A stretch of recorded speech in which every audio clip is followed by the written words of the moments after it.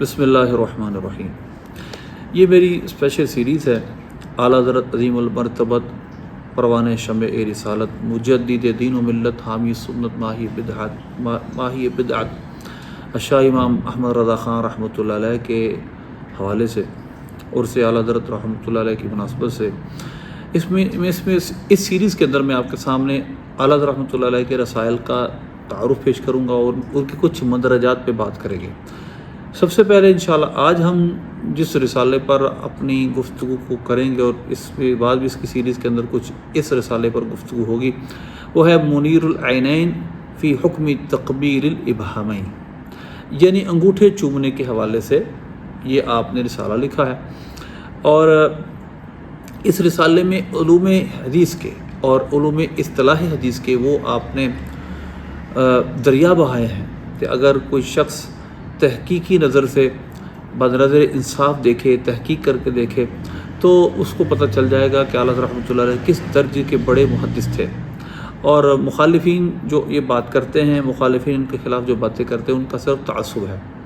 اب آئیے میں آپ کے سامنے اس کے کچھ مندرجات پہ بات کروں۔ اور اعلیٰ رحمۃ اللہ علیہ نے جب اس پہ رسالہ لکھنا شروع فرمایا، بڑا تفصیل رسالہ لکھا ہے کہ جس کے اندر آپ نے یہ بات ثابت کی ہے کہ تقبیل ابہامین یعنی انگوٹھے چومنا بالکل ثابت ہے اور ثواب کا کام ہے، اس میں کوئی مذائقہ نہیں، اور اصول احادیث کی روشنی میں۔ اس حوالے سے اعلیٰ رحمۃ اللہ علیہ نے سب سے پہلی بحث جو فرمائی ہے وہ یہ ہے کہ امام سخاوی رحمۃ اللہ علیہ نے المقاصد الحسنہ میں تقبیل الابہامین کی روایت کے بارے میں لکھا، لا یصح فی المرفوع من کل ھذا شیء، کہ مرفوع کوئی بھی حدیث اس بارے میں ثابت نہیں، صحیح طور پہ ثابت نہیں۔ اب یہاں پر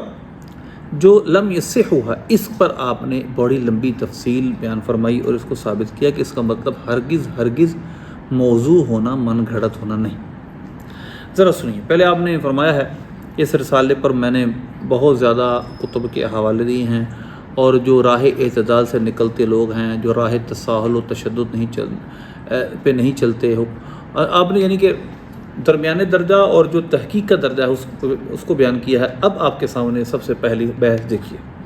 آپ فرماتے ہیں اس پر کہ یہ کہنا ہے کہ لا یصح، اس سے مطلب یہ نہیں ہوتا کہ وہ حدیث موضوع ہے، حدیث ہی نہیں، بلکہ اس کا مطلب کیا ہے سنیے۔ پھر خاتم حدیث پر روشن کہ اصطلاح محدثین میں نفی صحت، نفی حسن کو بھی مستلزم نہیں، نہ کہ نفی صلاح و تماسک و صلوح تمسک، نہ کہ دعوی وضع کذب۔ مطلب یہ ہے کہ یہ جو لم یصح ہے خادم حدیث پر، حدیث کو پڑھنے پڑھانے والے پر یہ روشن ہے کہ نفی صحت، نفی حسن کو بھی مستلزم نہیں، چاہے جائے کہ اس کو ہم موضوع کہہ دیں، من گھڑت کہہ دیں۔ جو نفی صحت ہے کہ لا یصح ہو، یہ حدیث صحیح نہیں، اس کا مطلب تو یہ بھی نہیں کہ یہ حسن نہیں، بلکہ اس کے اوپر بھی درجے ہیں۔ اب یہ نہیں تو نہ کہ نفی صلاح ہو، تماسک و صلوح تمسک، یعنی ہم اس کو اس سے دلیل ہی نہ پکڑ سکیں، اس کا مطلب یہ کہاں سے ہو گیا۔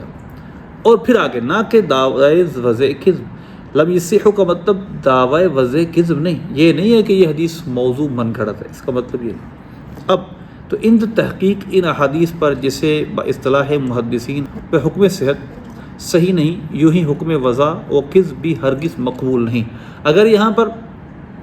لا یصح کا مطلب حدیث صحیح نہیں، تو اس کا مطلب یہ بھی نہیں کہ یہ جھوٹ ہے معاذ اللہ، بلکہ بتصریح ائمہ فن کثرت طرق سے جبر نقصان متصور، یعنی یہ بھی اس پر واضح ہے کہ ائمہ نے تصریح کی ہے کہ جب کوئی چیز فن کے اعتبار سے وہ ضعیف ہو تو کثرت طرق سے، یعنی کئی طریقوں سے، کئی سندوں سے روایت ہونے کی وجہ سے اس کا وہ نقصان پورا ہو جائے، جبر نقصان متصور ہے، اس کا تصور موجود ہے کہ اس کا نقصان پورا ہو جائے۔ اور پھر عمل علماء و قبول قدماء، حدیث کے لیے قوی مطلب یہ ہے کہ اس پر اوپر علماء عمل کر لیں اور قدماء قدیم محدثین و علماء اس کو قبول کر لیں، یہ دیگر ہے۔ اور نہ صحیح تو اگر یہ بھی نہ مانے تو فضائل اعمال میں حدیث ضعیف بالاجماع مقبول۔ اگر کوئی یہ بھی نہ مانے کہ میں نہیں اس ساری باتوں کو مانتا، تو پھر اصول پر آگے چلیں۔ آپ اگر ضعیف بھی مان لیں گے لم یصح لا یصح کو، تو کم از کم ضعیف کے درجے میں لا کر اس کو ہم یہ ضرور کہیں گے کہ ضعیف پر عمل کرنا بالاجماع قبول ہے۔ بالاجماع ہے، یعنی ضعیف پر عمل کیا جائے گا۔ اس سے بھی گزریے، اس سے آگے چلیے تو بلا شبہ یہ فعل اکابر دین سے مروی و منقول، یعنی فعل انگوٹھے چومنے کا فعل یہ ہمارے اکابر سے بھی مروی ہے، اور سلف صالح میں حفظ صحت بصر، یعنی حفظ صحت بصر یعنی اس کی جو بصارت ہے لوٹ آئی جسے پاک مطابق جس طرح ہے، اور روشنائی چشم کے لیے مجرب و معمول، یعنی سلف صالح میں حفظ صحت بصر یعنی حفظ صحت بصر آنکھ کی حفاظت کی صحت کے لیے، اور روشنائی چشم اور انسانی آنکھ کی جو روشنائی ہے جو بینائی ہے اس کے لیے مجرب و معمول ہے، انگوٹھے چومنے سے یہ ہوتا ہے۔ ایسے محل پر اگر بالفرض یعنی ایسی صورت میں اگر بالفرض کچھ نہ ہو تو اس قدر سند کافی، یعنی اتنا ہی کافی ہے کہ تجربہ ہو، تجربے سے وہ بات ثابت ہو، بلکہ اصلاً نقل بھی نہ ہو، اصلاً کوئی حدیث بھی نہ ہو تو تجربہ وافی، تو تجربہ ہی کافی ہے کہ آخر اس میں کسی حکم شرعی کا ازالہ نہیں۔ اس طرح نہیں کہ تجربہ کریں گے تو کوئی حکم شرعی ہم مٹا دیں گے، کوئی فرض واجب مٹ جائے گا، ایسا تو نہیں۔ انگوٹھے چومنے سے کیا ہوگا؟ کوئی فرض مٹے گا نہیں، نہ کسی سنت ثابتہ کا خلاف، نہ ایسی سنت کا خلاف جو صحیح سنت سے ثابت ہو، اور نفع حاصل تو منع باطل، جب نفع حاصل ہے تو منع باطل، منع کیوں کریں گے پھر؟ آگے چلیے اعلیٰ فرماتے بلکہ انصاف کیجئے تو محدثین کا نفی صحت کو احادیث مرفوعہ سے خاص کرنا صاف کہہ رہا ہے۔ سب نے یہ کہا ہے کہ انگوٹھے چومنے کے بارے میں کوئی صحیح مرفوع حدیث موجود نہیں، نبی پاک صلی اللہ علیہ وسلم کے فرمان کے طور پر کوئی حدیث موجود نہیں۔ یہ صاف کہہ رہا ہے کہ احادیث موقوفہ کو غیر صحیح نہیں کہتے، کہ یہ محدثین کرام احادیث صحیح مرفوعہ کو تو غیر صحیح کہتے ہیں، لیکن احادیث موقوفہ یعنی صحابہ کے قول فعل کو اس بارے میں وہ صحیح ہی کہہ رہے ہیں، غیر صحیح نہیں کہتے۔ پھر یہ حدیث موقوف کو کیا کم ہے؟ پھر یہ حدیث موقوف ہے یہ کیا کم ہے؟ آگے لکھتے ہیں مولا علی قاری فرماتے ہیں قلت اذا ثبت رفع الصدیق، جب اس کا مرفوع ہونا حضرت سیدنا ابوبکر صدیق رضی اللہ عنہ تک ثابت فیکفر العمل بھی، اس پر عمل کے لیے یہی کافی نہیں۔ قولی علیہ الصلوۃ والسلام علیکم بسنتی و سنت خلفاء راشدین المہدیین، تم پر میری اور سنت اور خلفاء راشدین کی سنت پر عمل کرنا لازم ہے۔ اب ذرا آگے چلیے اور مزید ہم اس پر گفتگو کرتے ہیں جو اللہ نے اس حوالے سے دوسری آگے جو عبارت آتی ہے، آپ نے بہت سارے پھر حوالے دیے اس پر کہ انگوٹھے چومنا یہ ثابت ہے، اور پھر یہ سلف صالحین سے منقول ہے اور یہ احادیث موقوفہ سے ثابت ہے۔ اب آگے چلیے ذرا، آپ نے کچھ افادے یہاں فرمائے ہیں، فائدے دیے ہیں، اور ان افادوں میں پہلا فائدہ جو آپ لکھتے ہیں وہ ذرا غور طلب ہے، بڑی غور سنیے گا۔ وہ یہ ہے حدیث صحیح نہ ہونے کے معنی یہ نہیں کہ غلط ہے، اس دور کے بہت بڑے فتنے کا رد ہے، علمی اور تحقیقی، اگرچہ ان کو علم و تحقیق سے کوئی غرض نہیں، لیکن بہرحال جو شوق رکھنے والے ہیں اس کے لیے بہت کچھ ہے۔ آپ فرماتے ہیں حدیث صحیح نہ ہونے کے معنی یہ نہیں کہ غلط ہے، حدیث غلط ہے یہ نہیں ہے، اس کا مقابل صحیح کا حدیث کے بارے میں غلط نہیں ہے۔ محدثین کرام کا کسی حدیث کو فرمانا کہ یہ صحیح نہیں، اس کے یہ معنی نہیں ہوتا کہ غلط و باطل ہے، بلکہ صحیح ان کی اصطلاح میں ایک اعلیٰ درجے کی حدیث ہے کہ جس کے شرائط سخت دشوار اور موانع و علائق کثیر و بسیار، جس کے اندر اعلیٰ درجے کی حدیث ہوتی صحیح، جس کی شرائط سخت و دشوار ہوتی، سخت شرائط ہوتی، اور موانع اور علائق کثیر و بسیار، اس کے اندر معنی اور بہت سارے علائق بہت زیادہ ہوتے ہیں۔ حدیث میں ان سب کا اجتماع اور ان سب کا ارتفاع کم ہوتا ہے۔ پھر اس کی کمی کے ساتھ اس کے اس بات میں سخت دقتیں، اگر اس مباحث کی تفصیل کیجیے کلام طویل تحریر، اس کے کہتے ہیں میں شرح کروں تو بہت لمبا کلام ہو جائے گا۔ اب آگے سنیں، امام ترمذی نے فرمایا لا یصح عن النبی صلی اللہ علیہ وسلم فی ھذا الباب شیء، امام ترمذی کا قول لکھتے ہیں اور پھر آگے لکھتے ہیں انتہا بات ختم۔ لا ينفی وجود الحسن، امام ترمذی رحمۃ اللہ علیہ کا یہ کہنا کہ اس بارے میں نبی پاک صلی اللہ علیہ وسلم سے کوئی صحیح حدیث موجود نہیں ہے، یہ اس بات کی دلیل نہیں کہ اس کے بارے میں حسن بھی موجود نہیں، کیونکہ صحیح حسن لذاتہ ہی، صحیح لغیرہ، حسن لغیرہ، تو لہذا اس بات کی نفی نہیں ہے کہ اگر یہ امام ترمذی کہتے ہیں لا یصح۔ یہ کس نے لکھا ہے؟ شرح منیۃ المصلی میں محمد بن امیر الحاج حلبی رحمۃ اللہ علیہ، امام حلبی نے لکھا ہے۔ اور آگے چلیے، اس ایک اور آگے آپ کو میں بحث سناتا ہوں، اللہ نے جو اس مقام پہ فرمائی ہے وہ اس پر ہے کہ لا یصح لا ينافي الحسن، یعنی کہ اگر کوئی چیز صحیح نہ ہو تو اس کا مطلب یہ نہیں کہ وہ حسن بھی نہیں، وہ غلط نہیں، مطلب یہ ہے کہ اگر کوئی چیز صحیح نہیں ہے تو اس کا مطلب یعنی حدیث کے بارے میں حدیث کے اندر اگر کوئی حدیث صحیح نہیں ہے تو اس کا مطلب وہ حسن ہو سکتا ہے، حسن لغیری ہو سکتا ہے، صحیح لغیری ہو سکتا ہے۔ دیکھیے اس پر بہت سارے قول اللہ آتے ہیں، علامہ ابن جزکرانی رحمۃ اللہ علیہ کا قول لے کے آتے ہیں، اسی طرح مولا علی قاری کا، اس طرح شرح نخبۃ الفکر میں امام ایک اور کتاب، 2-3 کتابوں کا حوالہ تو آپ امام ابن حجر اسقلانی رحمۃ اللہ علیہ کا دیتا ہے، امام نووی کا دیتے ہیں، شیخ عبدالحق محدث جلیلی رحمۃ اللہ کا حوالہ ہے، حکم وید میں صحت کردن بحسب اصطلاح محدثین غرابت ندارت چہ صحت در حدیث چنانچہ در مقدمہ معلوم شدہ درجہ اعلیٰ است دائرہ آن تنگ در جمی احادیث کے در کتب مذکور است حتیٰ دری شش کتاب کے آرا صحا ستہ گوین ہمہ با اصطلاح ایشا صحیح نیست بلکہ تسمیہ آہا صحا با اعتبار تغلیب است کہ شیخ عبدالحق کا محدث جلیلی رحمۃ اللہ فرماتے ہیں اصطلاح محدث میں عدم صحت کا ذکر غرابت کا حکم نہیں رکھتا، یہ نہیں کہ وہ صحیح نہیں ہے، وہ غریب ہے، کیونکہ حدیث کا صحیح ہونا اس کا اعلیٰ ترین درجہ ہے۔ غریب بھی حدیث صحیح ہو سکتی ہے، حسن بھی ہو سکتی ہے۔ مطلب یہاں پر یہ ہے کہ یہ مطلب نہیں ہوتا کہ یہ حدیث حسن یہ صحیح نہیں ہے تو مطلب یہ وہ ضعیف ہے یا وہ غلط ہے، نہیں۔ پھر فرماتے ہیں اب دیکھیے سیاستہ کو کہ سیاستہ طریقے اغلب، یعنی سیاستہ کا مطلب یہ صحیح ترین کتابیں، اس کا مطلب یہ ہے کہ اغلب اعتبار سے، غالب اعتبار سے، وگرنہ انہی کتابوں میں بہت ساری صحیح روایتیں نہیں ہیں بلکہ تسمیہ آہاں صحا با اعتبار تغلیب است، وگرنہ بہت ساری حدیثیں اس کے اندر سیاستہ کے اندر وہ درجہ صحت تک نہیں پہنچی۔ تو لہذا اس لیے ہر حدیث صحیح سیاستہ میں موجود نہیں، ایک تو یہ بات پر۔ اب آگے چلیے ذرا صفحہ نمبر 440 پر اعلیٰ حضرت رحمۃ اللہ لکھتے ہیں، اب ذرا غور کی تو یہ بات خوب یاد رکھنے کی ہے کہ صحت حدیث سے انکار نفی حسن میں بھی نص نہیں، کہ یہ بھی نہیں کہ اگر کوئی حدیث صحیح نہیں تو وہ حسن بھی نہیں، جس سے قابلیت احتجاج منتفی ہو۔ اگر کوئی حدیث درجہ حسن تک ہے تو وہ قابل احتجاج ہے، اس کو دلیل بنا جا سکتا ہے، نہ کہ صلالے اور لائق اعتبار نہ ہونا، نہ کہ محض باطل و موضوع ٹھہرنا، جس کی طرف کسی جاہل کا وہ ذہن بھی نہ جائے کہ صحیح اور موضوع دونوں ابتدا و انتہا کے کناروں پر واقع ہیں، سب سے اعلیٰ صحیح، سب سے بدتر موضوع، وسط میں بہت سے اقسام حدیث ہیں، درجہ بدرجہ،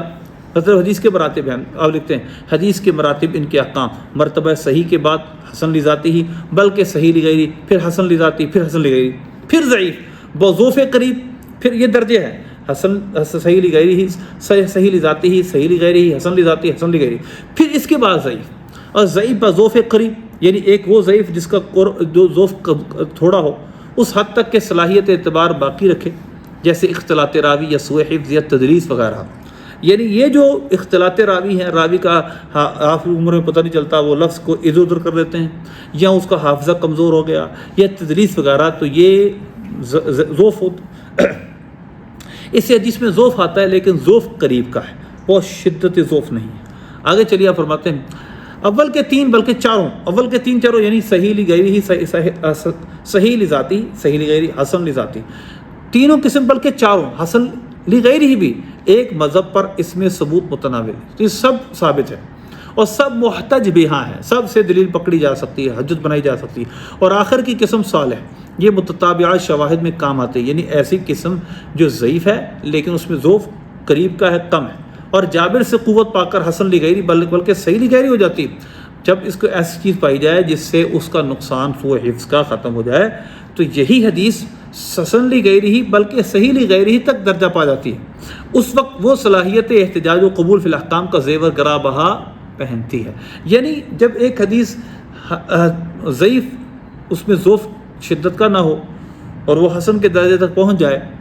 یا صحیح لغیری کے درجے تک پہنچ جائے تو اس کے اندر احتجاج و قبول فی الاحکام کا زیور، یعنی وہ احتجاج یعنی حجت، قبول احکام کے اندر اس کو قبول کیا جاتا ہے، حجت بنائی جاتی ہے کہ زیور گرا بہا، قیمتی زیور پہن لیتی ہے۔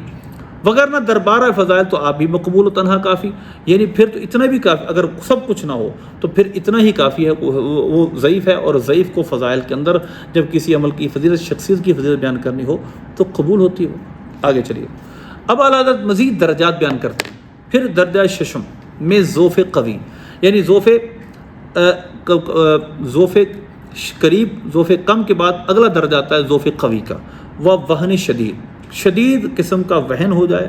انسان بھول جائے، پتہ نہ چلے میں کیا حدیث میں لفظ اس میں کیا تھے اس میں کیا تھے، شدید قسم کا ذوف ہو جائے، جیسے راوی کے یعنی مطلب کمزور راوی ہو جائے، جیسے راوی کے فسق وغیرہ قوادح قویہ کے سبب متروک ہونا، بس جیسے کہ راوی وہ فاسق و فاجر ہے، یہ قوی قسم کا قضا کا سبب ہے، یعنی بہت زیادہ اس میں اس پر قضا اور جرا واقع ہوتی ہے، یہ متروک ہونا ہو جاتا ہے، بشرط کے ہنوز سرحد کذب سے جدائی ہو، ابھی تک جھوٹ کی حد تک نہ پہنچا ہو تو بھی حدیث مقبول ہے، تو بھی حدیث فضائل اعمال میں ٹھیک ہے۔ یہ حدیث یعنی جو متروک کے درجے تک پہنچ جاتی ہے، احکام میں احتجاج تو درکنار،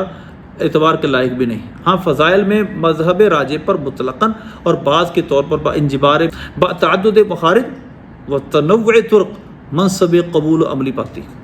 مطلب جب یہ جس میں جو حدیث متروک ہو، جب اس کے اندر کثرت طرق پائے جائے تو پھر اس کو قبول کیا جاتا ہے، اس پر عمل بھی کیا جاتا ہے۔ آگے چلیے، پھر درجہ ہفتم میں مرتبہ مطروح ہے، یعنی پھر اگلا درجہ آتا ہے مطروح روایت کا، جس کا مدار وضائع کذاب یا متہم بالکذب پر ہو، یعنی ایسی روایت کہ جس کا دار و مدار ایک حدیث گھڑنے والے پر ہو یا اس پر ہو جس پر جھوٹ کی تہمت لگی ہے۔ یہ بدترین اقسام ہے، ضعیف کی بدترین اقسام ہے، بلکہ بعض محاورات کے روح سے مطلقاً، بعض کہنے والوں کے نزدیک مطلق، اور ایک اصطلاح پر اس کی نوع اشد، یعنی جس کا مدار کذب پر ہو، عین موضوع ہے، بعض کو موضوع ہی گنتے ہیں، یا نظر دقیق میں یوں کہیے کہ ان اطلاقات پر داخل موضوع حکمی، یعنی موضوع حکمی بہرحال پھر اس کو کہا جاتا ہے۔ ان سب کے بعد درجہ آتا ہے موضوع کا، اب آخری درجہ فرماتے ہیں اب درجہ آتا ہے موضوع کا۔ یہ بالاجماع نہ قابل انجبار، نہ فضائل وغیرہ کسی باب میں لائق اعتبار، یا اس کو فضائل میں بیان کر سکتے ہیں، نہ اس کو فضائل میں عمل ہو سکتا ہے، نہ اس میں احکام ثابت ہو سکتے ہیں۔ موضوع یعنی من گھڑت روایت کہیں بھی قبول نہیں، بلکہ اسے حدیث کہنا ہی توسع و تجوز ہے، اس کو حدیث کہنا ہی جائز نہیں، حقیقتاً حدیث نہیں، محض مجعول و افتراء ہے، بنائی گئی ہے، فیبریکیٹ کی گئی ہے۔ لہذا آپ نے یہ درجات بیان کیے ہیں صحیح اور موضوع کے درمیان۔